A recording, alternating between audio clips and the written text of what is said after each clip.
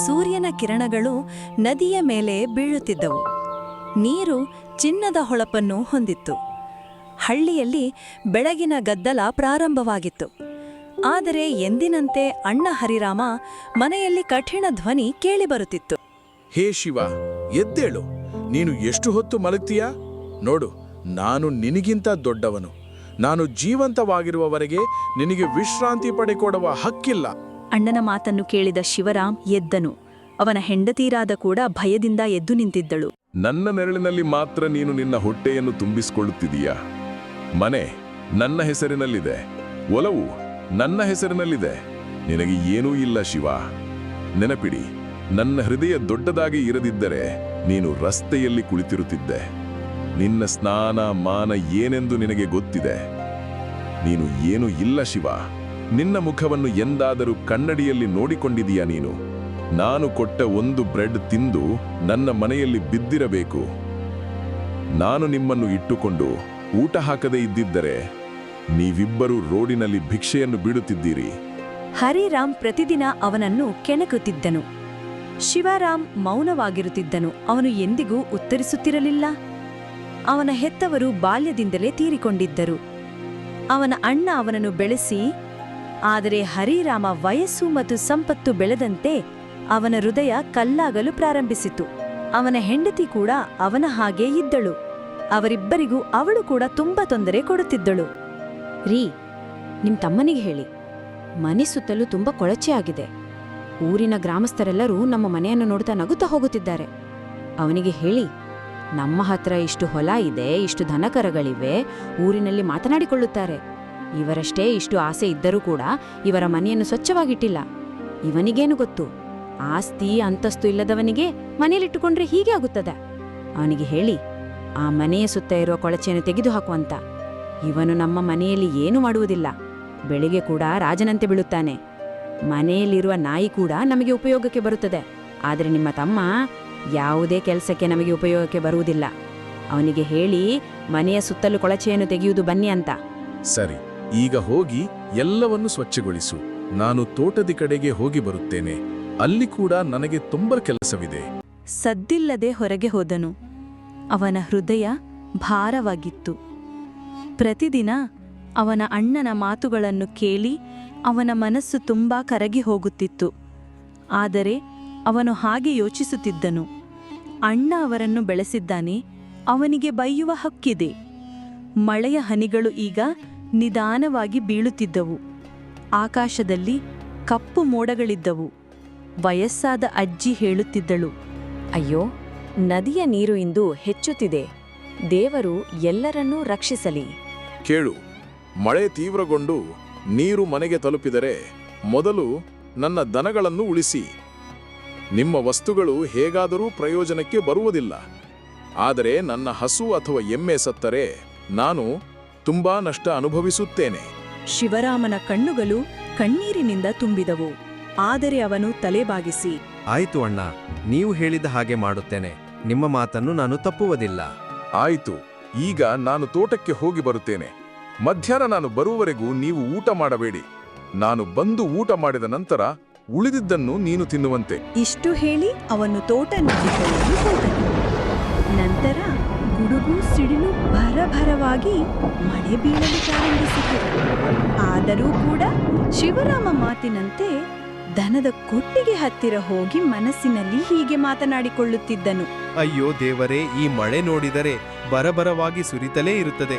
ನನಗೆ ಅನಿಸುತ್ತಿದೆ ನಮ್ಮ ಮನೆಯೆಲ್ಲ ತ್ರೇಲಿ ಹೋಗುತ್ತದೆ. ದೇವರೇ, ಮನೆಯಲ್ಲಿರುವ ನನ್ನ ಎಲ್ಲಾ ಸಾಮಾನುಗಳು ಕೊಚ್ಚಿ ಹೋದರೂ ನಮ್ಮ ಅಣ್ಣನ ಸಾಮಾನುಗಳಿಗೆ ಏನೂ ಆಗದೇ ಇರಲಿ. ನನ್ನ ಅಣ್ಣನ ಹಸು ಮತ್ತು ಎತ್ತುಗಳು ಎಲ್ಲವೂ ಚೆನ್ನಾಗಿರಲಿ ದೇವರೇ. ನನಗೆ ಏನಾದರೂ ನಾನು ಸಹಿಸಿಕೊಳ್ಳುತ್ತೇನೆ, ನಮ್ಮ ಅಣ್ಣನಿಗೆ ಏನಾದರೂ ಸಹಿಸಿಕೊಳ್ಳುವುದಿಲ್ಲ ದೇವರೇ.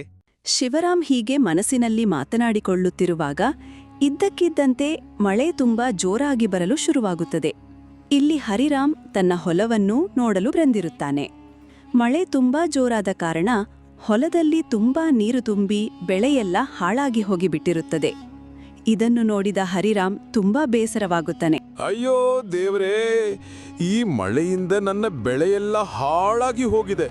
ಇದೇ ಥರ ಮುಂದುವರೆದ್ರೆ ನಾನು ಶಿವರಾಮ್ ಮತ್ತು ಅವನ ಹೆಂಡತಿಯನ್ನು ಮನೆಯಲ್ಲಿ ಇಟ್ಕೊಳ್ಳೋದಿಲ್ಲ.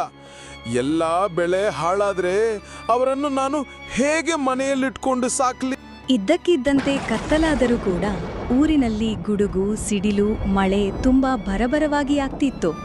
ಆದರೂ ಕೂಡ ಊರಿನಲ್ಲಿರುವ ಜನರು ತಮ್ಮ ಮನೆಯನ್ನು ಉಳಿಸಿಕೊಳ್ಳಲು ಮನೆಯಲ್ಲಿರುವ ಸಾಮಗ್ರಿಗಳನ್ನು ಬೇರೆ ಕಡೆಗೆ ಸಾಗಿಸುತ್ತಿದ್ದರು.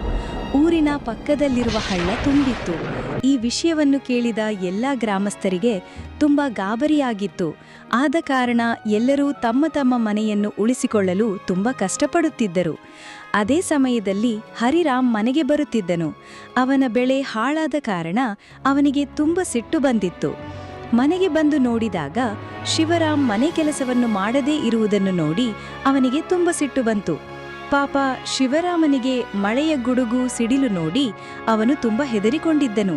ಶಿವರಾಮನನ್ನು ನೋಡಿದ ತಕ್ಷಣ ಅವನು ಸಿಟ್ಟಿನಿಂದ ಬೈಯುತ್ತಿದ್ದನು. ಕೇಳು, ನಿನಗೆ ಹೇಳಿದ್ದೆ ತಾನೇ, ನಾನು ಹೋಗಿ ಬರುವುದರೊಳಗೆ ಮನೆ ಸುತ್ತಲಿರುವ ಕೊಳಚೆಯನ್ನು ತೆಗೆದುಹಾಕು ಅಂತ ಹೇಳಿದ್ದೆ ತಾನೇ. ನೀನ್ ನೋಡಿದ್ರೆ ಮನೆಯ ಸುತ್ತಲಿರುವ ಕೊಳಚೆಯನ್ನು ಹಾಗೆ ಬಿಟ್ಟಿದೀಯ. ನಿನಗೆ ಸುಮ್ಮನೆ ಬಿಟ್ರೆ ಊಟ ಹಾಕಿದ ಮನೆಗೆ ದ್ರೋಹ ಮಾಡ್ತೀಯ. ಮನೆಯಲ್ಲಿ ಹಾಕಿದ ಊಟ ನಿನಗೆ ಜಾಸ್ತಿ ಆಗ್ತಾ ಇದೆ. ಹರಿರಾಮ್ ಶಿವರಾಮನಿಗೆ ಬೈಯುತ್ತಿರುವುದನ್ನು ನೋಡಿ ಹರಿರಾಮನ ಹೆಂಡತಿ ಮತ್ತು ಶಿವರಾಮನ ಹೆಂಡತಿಯಲ್ಲಿಗೆ ಬರುತ್ತಾರೆ. ಆಗ ಅವನು ಹರಿರಾಮ್ ಬೈಯುತ್ತಿದ್ದನ್ನು ನೋಡಿ ಶ್ರೀರಾಮನ ಹೆಂಡತಿಗೆ ತುಂಬ ಸಿಟ್ಟು ಬರುತ್ತಿರುತ್ತದೆ. ಆದರೆ ಅವಳು ಏನೂ ಅನ್ನುತ್ತಿರಲಿಲ್ಲ. ಏಕೆಂದರೆ ಅವರು ಹೊಟ್ಟೆಪಾಡಿಗಾಗಿ ಅವರು ಏನೆಂದ್ರೂ ಕೂಡ ಅವರ ಮನೆಯಲ್ಲಿ ಸುಮ್ಮನೆ ಇರಬೇಕಾಗಿರುತ್ತದೆ. ರೀ, ಚೆನ್ನಾಗಿ ಬುಗ್ಗಿರಿ ಮುಖಕ್ಕೆ. ನಾನು ಹೇಳಿದೆ ತಾನೆ, ಇವರು ಯಾವುದೇ ಕೆಲಸವನ್ನು ಮಾಡುವುದಿಲ್ಲ ಎಂದು. ದಿನಕ್ಕೆ ಒಂದೇ ಹೊತ್ತು ಊಟ ಕೊಟ್ಟರೆ ಚೆನ್ನಾಗಿರುತ್ತದೆ. ಆವಾಗ ಇವರು ಎಲ್ಲ ಕೆಲಸವನ್ನು ಮಾಡುತ್ತಾರೆ. ಇವರಿಗೆ 3 ಹೊತ್ತು ಊಟ ಕೊಟ್ಟಿದ್ದಕ್ಕೆ ಕೊಬ್ಬು ತುಂಬಾ ಜಾಸ್ತಿಯಾಗಿದೆ. ಇಬ್ಬರೂ ಕೇಳಿ, ನೀವಿಬ್ಬರು ಗಂಡ ಹೆಂಡತಿ ಮನೆ ಬಿಟ್ಟು ಹೋಗಿ. ಈ ವರ್ಷ ಬೆಳೆ ಹಾಳಾದ ಕಾರಣ ನಾನು ತುಂಬಾ ನಷ್ಟವನ್ನು ಅನುಭವಿಸಿದ್ದೇನೆ. ನೀವಿಬ್ಬರೂ ಈಗ ಮನೆ ಬಿಟ್ಟು ಹೋಗಿ. ನಾನು ನಿಮ್ಮನ್ನು ಸಾಕಲು ಆಗುವುದಿಲ್ಲ. ಹರಿರಾಮನ ಮಾತನ್ನು ಕೇಳಿದ ಶಿವರಾಮನು ತುಂಬಾ ಬೇಸರಪಡುತ್ತಾನೆ. ಆದರೆ ಅವರಿಗೆ ಬೇರೆ ಕಡೆ ಹೋಗಲು ಮನೆ ಇರುವುದಿಲ್ಲ. ಆದರೂ ಕೂಡ ಇಲ್ಲಿ ಮನೆಯಲ್ಲಿದ್ದರೆ ನಾಯಿಗಿಂತ ಕೀಳಾಗಿ ನೋಡುತ್ತಾರೆ ಎಂದು ತಿಳಿದು ಅವರು ಮಳೆಯಲ್ಲಿ ಊರಿನಲ್ಲಿ ಸಹಾಯ ಕೇಳುತ್ತಾ ಹೋಗುತ್ತಾರೆ. ರೀ, ನಾವೀ ಮಳೆಯಲ್ಲಿ ಯಾರಿಗೆ ಸಹಾಯ ಕೇಳುತ್ತಾ ಹೋಗೋಣ? ಬನ್ನಿ, ಅಲ್ಲಿ ನಮ್ಮ ಅಣ್ಣನ ಮನೆ ಇದೆ. ನಾವು ಬೆಳಗ್ಗೆ ಆಗುವವರೆಗೂ ನಾವು ನಮ್ಮ ಅಣ್ಣನ ಮನೆಯಲ್ಲಿಯೇ ಇರೋಣ. ಶ್ರೀರಾಮ ಮತ್ತು ಶ್ರೀರಾಮನ ಹೆಂಡತಿಯ ಅಣ್ಣನ ಮನೆಗೆ ಹೋಗುತ್ತಾರೆ. ಆಗ ಅವರು ಬಾಗಿಲಲ್ಲಿ ನಿಂತು ಅವರಿಬ್ಬರನ್ನು ಬರುವುದನ್ನು ನೋಡುತ್ತಾ ಇರುತ್ತಾರೆ. ಅವರಿಬ್ಬರು ಹೋಗಿ ಅಲ್ಲಿ ಸಹಾಯ ಕೇಳುತ್ತಾರೆ. ಅಣ್ಣ, ನಮ್ಮನ್ನು ಮನೆಯಿಂದ ಹೊರಗೆ ಹಾಕಿದ್ದಾರೆ. ನಾವು ಈ ಬೆಳಗ್ಗೆ ಆಗುವವರೆಗೂ ನಿಮ್ಮ ಮನೆಯಲ್ಲಿರುತ್ತೇವೆ. ನಂತರ ನಾವು ನಮ್ಮ ಬಾಡಿಗೆ ಮನೆಯನ್ನು ಹುಡುಕಿಕೊಳ್ಳುತ್ತೇವೆ. ದಯವಿಟ್ಟು ನಾವು ಬೆಳಗ್ಗೆವರೆಗೂ ಇಲ್ಲೇ ಇರುತ್ತೇವೆ ಅಣ್ಣ. ಓಯ್ ಕೇಳು, ನೀನು ಮದುವೆಯಾಗುವವರೆಗೇನು ಮಾತ್ರ ನಮ್ಮ ಮನೆಗೆ ಸಂಬಂಧ. ಮದುವೆಯಾದ ನಂತರ ನೀನು ಯಾರು, ನಾನು ಯಾರು? ನನಗೆ ನೀನು ಯಾರು ಅಂತಾನೇ ಗೊತ್ತಿಲ್ಲ. ನೀನು ಈಗ ನಮ್ಮನೆ ಒಳಗೆ ಬರುವುದು ಬೇಡ. ನಿನ್ನ ಗಂಡ ಇಲ್ಲವೇ? ನಿನ್ನನ್ನು ಸಾಕಲು ಅವನಿಗೆ ಆಗುವುದಿಲ್ಲವೇ? ನಿನ್ನ ಗಂಡನನ್ನು ಕರೆದುಕೊಂಡು ಬೇರೆ ಎಲ್ಲಿಯಾದರೂ ಮನೆಯನ್ನು ನೋಡಿಕೊಂಡು ಇರು. ನಮ್ಮ ಮನೆ ಸೋರುತ್ತಿದೆ, ನಮಗೆ ಜಾಗವಿಲ್ಲ. ಈಗ ಇಲ್ಲಿಂದ ಹೋಗು. ಅಣ್ಣನ ಮಾತನ್ನು ಕೇಳಿದ ನಂತರ ಅವಳು ತುಂಬಾ ಬೇಸರಗೊಂಡು ಶ್ರೀರಾಮನನ್ನು ಕರೆದುಕೊಂಡು ಊರಿನ ಬೀದಿಯಲ್ಲಿ ಹೋಗುತ್ತಾ ಇರುತ್ತಾರೆ. ದಾರಿಯಲ್ಲಿ ಹೋಗುತ್ತಿರುವಾಗ ಅವರಿಗೆ ಒಬ್ಬ ಅಜ್ಜಿ ಸಿಗುತ್ತಾಳೆ. ಆ ಅಜ್ಜಿ ಹತ್ತಿರ ಇವರು ಹೋಗಿ ನಿಲ್ಲುತ್ತಾರೆ. ಮಕ್ಕಳೇ, ನೀವು ಈ ಕತ್ತಲಲ್ಲಿ, ಅದು ಈ ಮಳೆ ಮತ್ತು ಸಿಡಿಲಿನಲ್ಲಿ ಎಲ್ಲಿ ಹೋಗುತ್ತಿದ್ದೀರಾ? ನನಗೆ ಕಾಣುತ್ತದೆ ನೀವು ಏನೋ ತೊಂದರೆಯಲ್ಲಿದ್ದೀರಾ ಅಂತ. ಮಕ್ಕಳೇ, ನಿಮಗೆ ಏನು ತೊಂದರೆ ಇದೆ? ನನ್ನತ್ರ ಹೇಳಿ, ನಾನು ಎಲ್ಲವನ್ನೂ ಸರಿ ಮಾಡುತ್ತೇನೆ. ಅಮ್ಮ, ಏನು ಅಂತ ಹೇಳಿದ್ಯಾ? ನಾನು, ನಮ್ಮ ಮನೆಯವರು ನಮಗೆ ದ್ರೋಹ ಮಾಡಿ ಮನೆಯಿಂದ ಹೊರಗೆ ಹಾಕಿದ್ದಾರೆ. ನಮಗೆ ಈಗ ಉಳಿದುಕೊಳ್ಳಲು ಒಂದು ತೊಟ್ಟು ಜಾಗವೂ ಇಲ್ಲ. ನಾವು ಹಾಗೆ ಬೀದಿಯಲ್ಲಿ ನಡೆದುಕೊಂಡು ಹೋಗುತ್ತಿದ್ದೆವು. ಯಾರಾದರೂ ಮನೆ ಸಿಕ್ಕಿದ್ರೆ ನಾವು ಅವರ ಮನೆಯಲ್ಲಿ ಇರಬೇಕಂತ ಮಾಡಿದ್ದೇವೆ. ಹೋ, ಇದಾ ವಿಷಯ? ನೀವು ಹೆದರಿಕೊಳ್ಬೇಡಿ. ನನ್ನತ್ರ ಒಂದು ಮನೆ ಇದೆ. ಆ ಮನೆಯನ್ನು ನಿಮಗೆ ಕೊಡ್ತೇನೆ. ನೀವಿನ್ನ ಮೇಲಿಂದ ಹೆದರುವ ಅವಶ್ಯಕತೆ ಇಲ್ಲ. ನಿಮಗೆ ಆ ಮನೆಯಲ್ಲಿ ಏನು ಬೇಕು ಅಷ್ಟು ಸಾಕಾಗುವಷ್ಟು ಸಾಮಗ್ರಿಗಳು ಇರುತ್ತವೆ. ಅಜ್ಜಿ ಹೇಳಿದ ಹಾಗೆ ಅಜ್ಜಿಯ ಮನೆ ಕೀಲಿಯನ್ನು ತೆಗೆದುಕೊಂಡು ಇವರು ಅಜ್ಜಿಯ ಮನೆಗೆ ಬರುತ್ತಾರೆ. ಅಜ್ಜಿಯ ಮನೆ ತುಂಬಾ ದೊಡ್ಡದಾಗಿರುತ್ತದೆ ಮತ್ತು ತುಂಬಾ ಚೆನ್ನಾಗಿರುತ್ತೆ. ಇದನ್ನು ನೋಡಿದ ಶ್ರೀರಾಮನ ಹೆಂಡತಿ ಹೇಳುತ್ತಾಳೆ, ಕೇಳಿ, ನನಗೆ ಅನಿಸುತ್ತದೆ ನಮ್ಮ ಅಜ್ಜಿ ಹೇಳ್ತಾ ಇದ್ರು, ಈ ಊರಿನಲ್ಲಿ ಮೊದಲೊಬ್ಬರು ಅಜ್ಜಿ ಇದ್ರು. ಅವರು ಯಾರಿಗೆ ಕಷ್ಟ ಬಂದರೂ ಕೂಡ ಎಲ್ರಿಗೂ ಸಹಾಯ ಮಾಡ್ತಿದ್ರಂತೆ. ನನಗೆ ಅನಿಸುತ್ತದೆ ಅವರು ತೀರಿಕೊಂಡ್ರೂ ಕೂಡ ಅವರ ಆತ್ಮ ಬಂದು ನಮಗೆ ಸಹಾಯ ಮಾಡಿದೆ. ಹೀಗೆ ಹಲವಾರು ವರ್ಷಗಳು ಕಳೆದವು. ಹರಿರಾಮನ ವ್ಯವಹಾರದಲ್ಲಿ ನಷ್ಟವಾದ ಕಾರಣ ಅವನು ಮನೆಯನ್ನು ಮಾರಬೇಕಾಯಿತು. ಅವನು ಮನೆಯನ್ನು ಮಾರಿದ ನಂತರ ಅವರು ಗಂಡ ಹೆಂಡತಿ ಬೀದಿಗೆ ಬರುತ್ತಾರೆ. ಆಗ ಇವರು ಶ್ರೀರಾಮನ ಹತ್ತಿರ ಸಹಾಯ ಕೇಳಲು ಮುಂದಾಗುತ್ತಾರೆ. ನಾವು ಈಗ ಬೀದಿಗೆ ಬಂದು ಬಿಟ್ಟಿದ್ದೇವೆ. ನಮಗೆ ಏನು ಮಾಡಬೇಕೆಂದು ತಿಳಿಯುತ್ತಿಲ್ಲ. ನಾವು ಯಾರಿಗಾದರೂ ಸಹಾಯ ಕೇಳಬೇಕೆಂದರೆ ನಮಗೆ ಯಾರೂ ಕೂಡ ಸಹಾಯ ಮಾಡುತ್ತಿಲ್ಲ. ನಮಗೆ ಈಗ ಉಳಿದಿದ್ದು ನಮ್ಮ ತಮ್ಮ ಮಾತ್ರ. ಅವನ ಹತ್ತಿರ ಈಗ ತುಂಬ ಮನೆ ಮತ್ತು ಜಮೀನಿದೆ. ನಾವು ಅವನಿಗೆ ಹೋಗಿ ಸಹಾಯ ಕೇಳಿದರೆ ಅವನು ಖಂಡಿತ ಸಹಾಯ ಮಾಡುತ್ತಾನೆ. ಕೇಳಿ ನೀವು, ಅವತ್ತು ನಿಮ್ಮ ತಮ್ಮನನ್ನು ಮನೆಯಿಂದ ಹೊರಗೆ ಹಾಕ್ತಾ ಇದ್ದಿದ್ರೆ ನಮ್ಗಿವತ್ತು ಈ ಪರಿಸ್ಥಿತಿ ಬರ್ತಿರ್ಲಿಲ್ಲ. ನಾವೀಗ ಅವನ ಹತ್ರ ಹೋಗಿ ಸಹಾಯ ಕೇಳಿದ್ರೆ ಊರ್ನವರೆಲ್ಲಾನು ನಮ್ಮನ್ನೇ ಆಡ್ಕೊಳ್ತಾರೆ.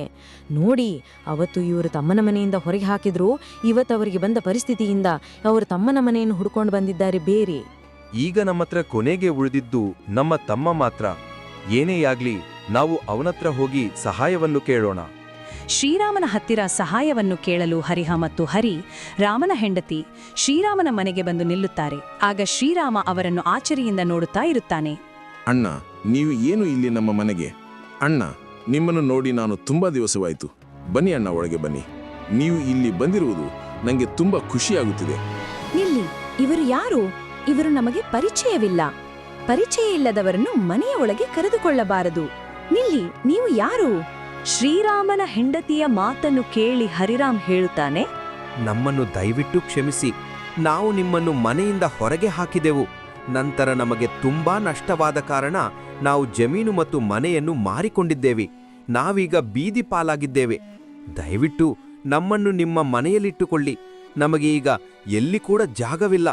ನಮಗೆ ಈಗ ತಪ್ಪಿನ ಅರಿವಾಗಿದೆ. ದಯವಿಟ್ಟು ನಮ್ಮನ್ನು ಕ್ಷಮಿಸಿ. ಶ್ರೀರಾಮ್ ಅವನ ಹೆಂಡತಿಗೆ ಹೇಳಿ ಅವರನ್ನು ಮನೆಯ ಒಳಗೆ ಕರೆದುಕೊಳ್ಳುತ್ತಾನೆ.